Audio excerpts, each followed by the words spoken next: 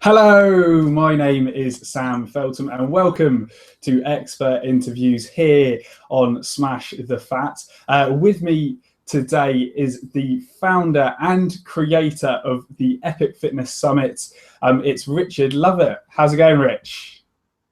It's going really well, mate. Thank you very much for having me on.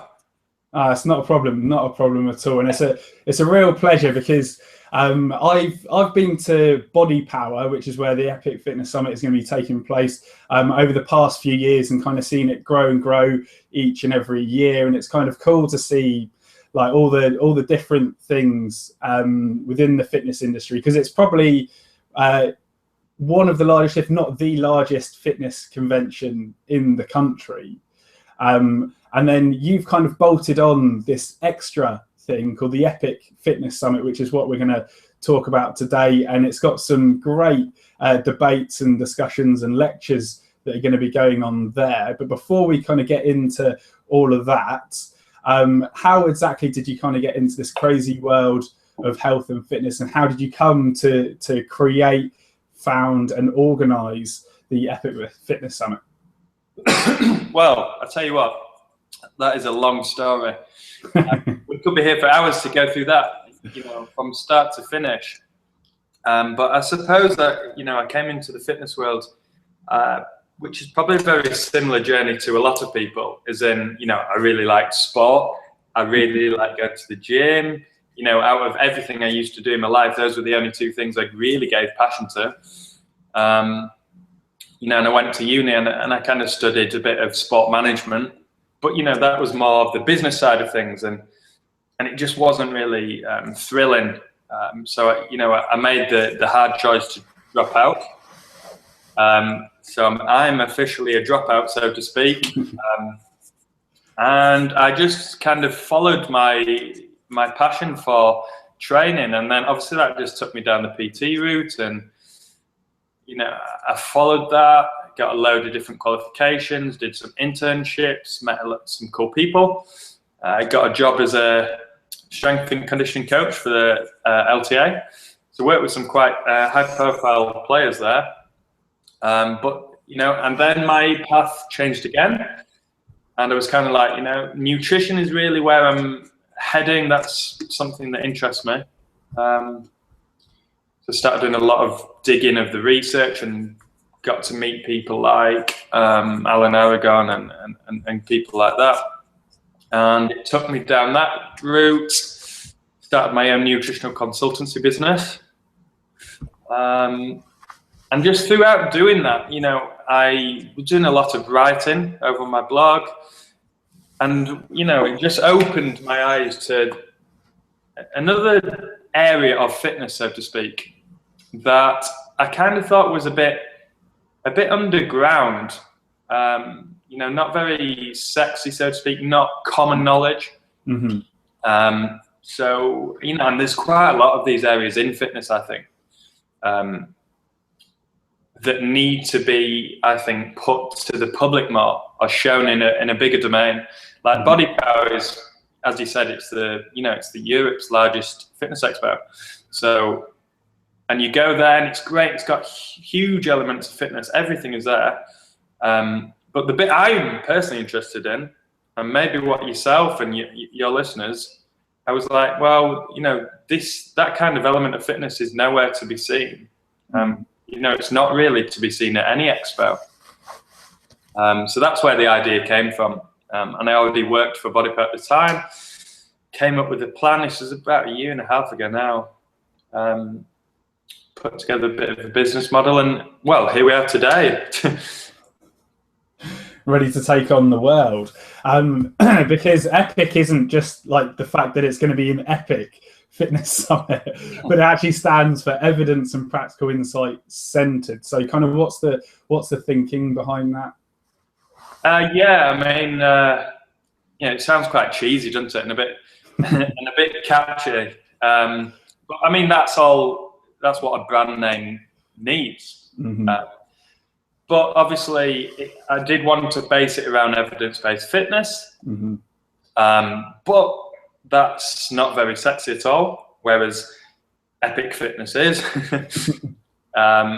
so I kind of, I did think of evidence-based fitness, and then how could I make it into a brand name? And funnily enough, it was Evelyn Cusser helped me come up with the brand name, so to speak. We thought of loads of different names, and then we kind of came up with Epic and put it into an acronym. So that's how it came about. Excellent, super. And this year, because was it on last year? No, first year. No. So this is the first year that's going on. You've got such an amazing lineup that I think kind of everybody that's on the online discussion of things want to see. I mean, 13th 30, starting off on a Friday, and Epic Fitness Summit itself is taking place from the 15th to the 17th of May. Make sure that if you're in the UK that you get along to this, because it's going to be, as the name suggests, epic. If you go to epic-summit.co.uk, you can buy tickets there, from the 3-day tickets to 2 to 1, whatever suits you. But you start off with Lane Norton on why diets are doomed to fail, and then you've got a big matchup straight away with Fred Hahn and Brad Schoenfeld, and that's about kind of resistance training, how much you need and how best to do it. And those guys, I see it on Facebook like all the time. Those guys are like at each other like all the time. So this is going to be quite an interesting matchup. So kind of what was it like trying to get those two to debate publicly? I was one of the spectators. Yeah, and throughout the years, just seeing it go on, those two at each other all the time, and people chime in, and you'll see conversations going for hundreds and hundreds of comments. And when I was putting this together, I had Brad down as a speaker to speak about resistance training generally, and I just wanted a debate to happen on every day of the summit. And I was thinking, well, it just sprung to mind. I was like, well, would Fred come along? Would he debate Brad in this, in a scientific manner? Very professional, not the kind of outline that you see on Facebook. No, not the informal. No, and no insults. You might get the odd sarcastic comment, but I just simply asked Brad. He was like, Brad kind of said that won't happen. You'll never get Fred to agree. And I spoke to Fred. We spoke, and he just agreed kind of straight away. So, and it's a topic that really helps everyone. Yeah. Regardless of who you follow. I mean, resistance training, how much you need, how best to do it. There's so many different caveats we can cover with that. So hopefully it'll be a good one. Yeah, it'll be interesting, because that's going to be a 2-hour bad boy of a debate. And then on the Saturday, you've got probably the biggest debate that everybody's kind of been wanting to see, really. I mean, Alan Aragon is very, very widely spread across the internet and things. And Gary's kind of a bit more offline and just tends to do like the newspaper articles and things like that. He did run a blog for a little while, but he doesn't really run that anymore. And so from those two names, people would have guessed it. It's Alan Aragon v Gary Torbs on the Saturday, which I'm going to be able to make. And it's carbohydrates or caloric excess. Why do we get fat, and how do we fix it? So that's going to be probably the biggest debate, I think, that you guys are going to be having there, and probably the mostly hotly contested debate as well. So what was it like trying to get those two together? I mean, again, I had so many messages of people saying like, how the hell did you get this to happen? How did you get them to agree? And it wasn't actually as difficult as the people would imagine. The thing is with, Alan agreed to it straight away. I'm quite good friends with Alan. We speak a lot.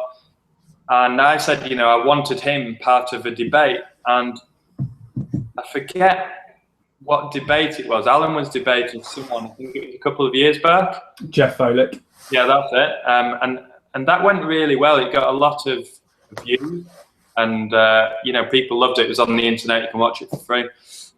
And I thought, right, I want to create something similar but better. And the only person really you could better it with in terms of names and caliber would be Gary. So I just got in touch with Gary.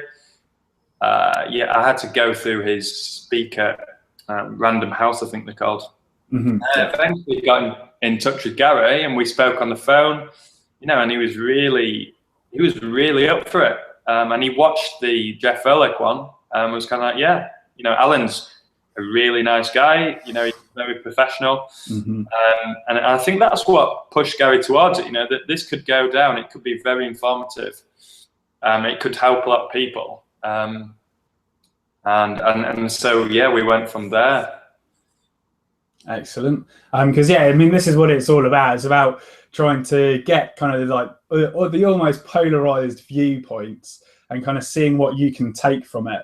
And in terms of the debates themselves, are they going to be kind of any point system or any winners and losers, or is it just kind of debate and then, you know, go from there? Well, you know what, I'm still kind of deciding, because there's an element of, I want this to be entertaining and for people to get a vote kind of thing. But I also want it to remain very professional. Yes. I mean, we have spoken about even having them come on with entry music, you know, like Eye of the Tiger. I think it would be hilarious, but you know, Alan would do that. I'm yet to decide whether I would want that, but I think we might do a vote. We might do a raise of hands at the end. You know, maybe we might raise hands at the start to see, you know, what corner people are in. You know, there might be some people in the middle, but there will be corners there. There will be people thinking it's this carbs. Some people say it's calories. So, and then at the end, we might see if there's a bit of a change there. Yeah. Yeah, so kind of a Harvard debate style where you see where everybody's at before, and then see if anybody switches and kind of decide on who had the better argument from the amount of people that change side or become undecided or whatever. So that sounds fascinating. And then on the Sunday as well, you've got another debate that you start off with, which is James Krieger versus Kiefer. Sorry, what was his first name? Sorry, that was it. Yeah, which is going to be absolutely fantastic, because that's on insulin itself. Is it the cause of Western disease, fact or fallacy?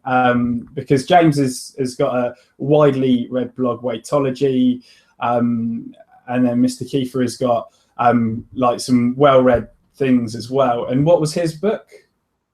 John's book is the well-known Carb Backloading. Yeah, that was it.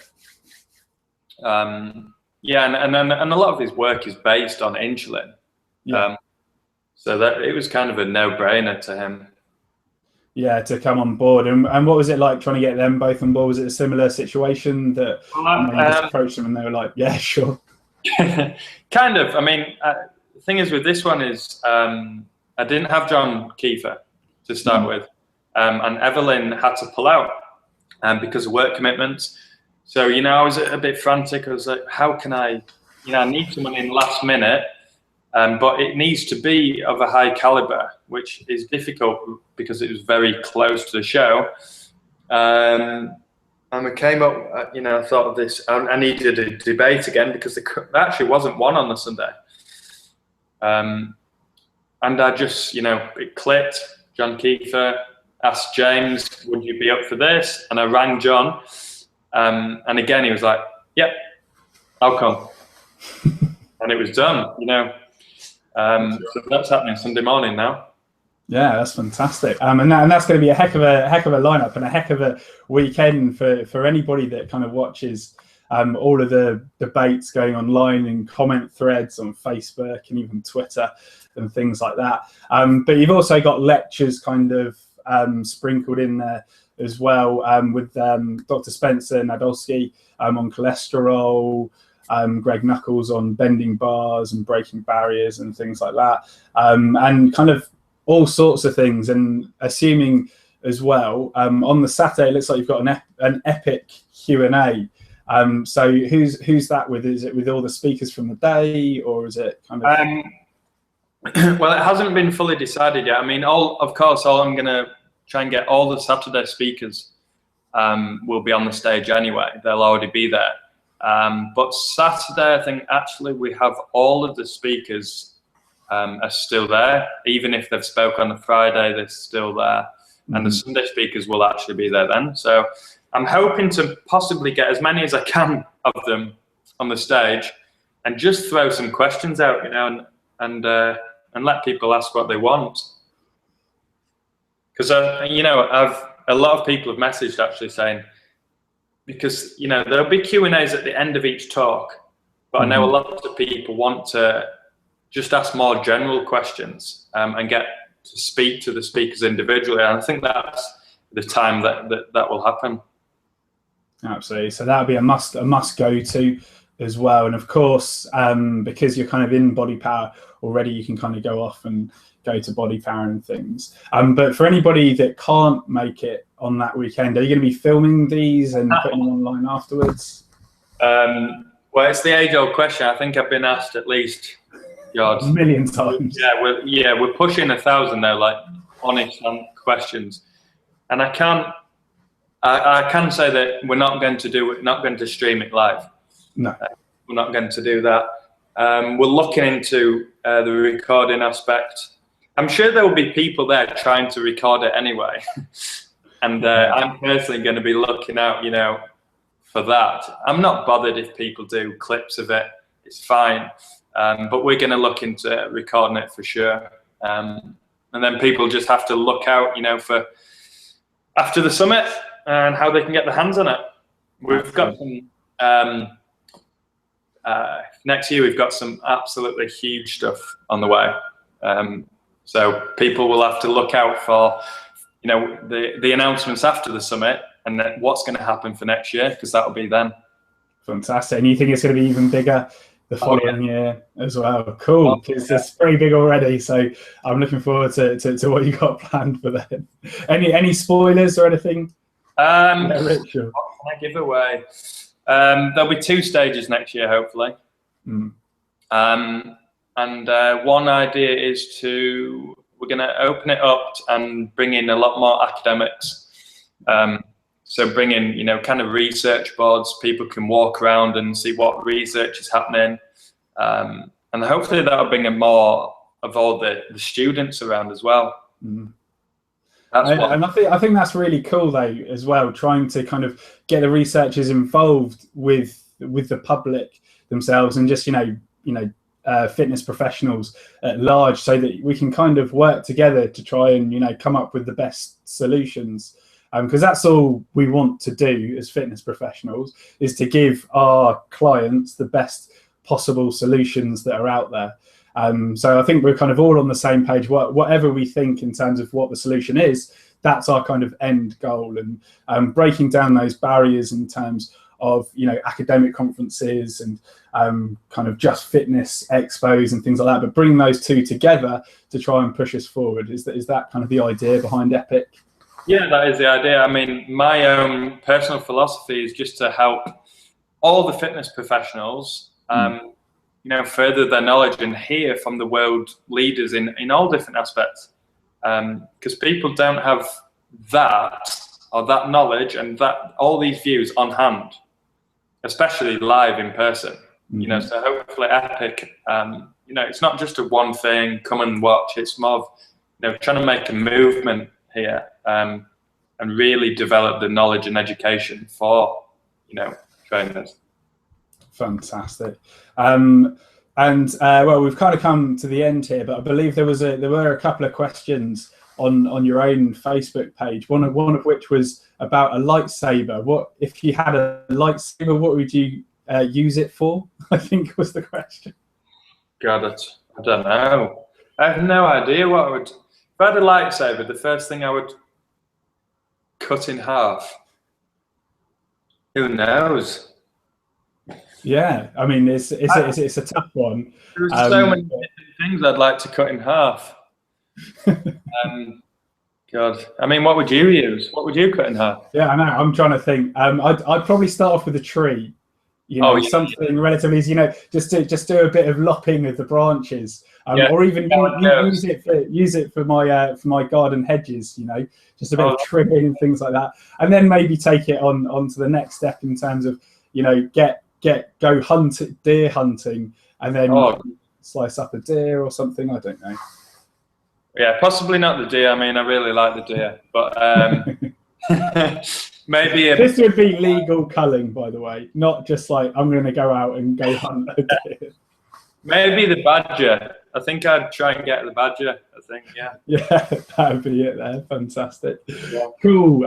Well, thank you so much for your time today, Rich. It's much, much appreciated, because I know you're super busy trying to do all the finishing touches. Yeah.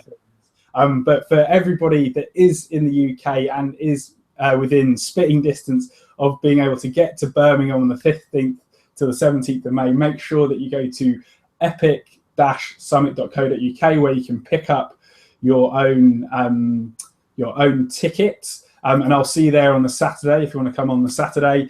And otherwise, you can follow them on Facebook at facebook.com/Epic Summit, and on Twitter at epic_summit. And then for yourself, Rich, they can follow you on Facebook at facebook.com/richard.c.lovatt, or on Twitter at richardlovattpt. That's it. That's it. That's what it's all about. And there's only one more thing to do, and that's to hear us smash it out from the creator, founder, and organizer of the Epic Summit. So on the count of 3, I want you to shout, "Smash it out," to the camera. All right, okay. So 1, 2, 3. Smash it out! Whee! That's what I talk about. Fantastic, Rich. Much appreciated, mate. And I'm looking forward to seeing you on Saturday the 16th. Yeah, in Birmingham. Yeah, absolutely. That'd be fantastic, mate. That'd be really good. Really good. Cool, dude. Well, take it easy, and good luck with the rest of the organising. Thank you very much, mate. Thanks for having me. All right, take it easy, mate. Bye.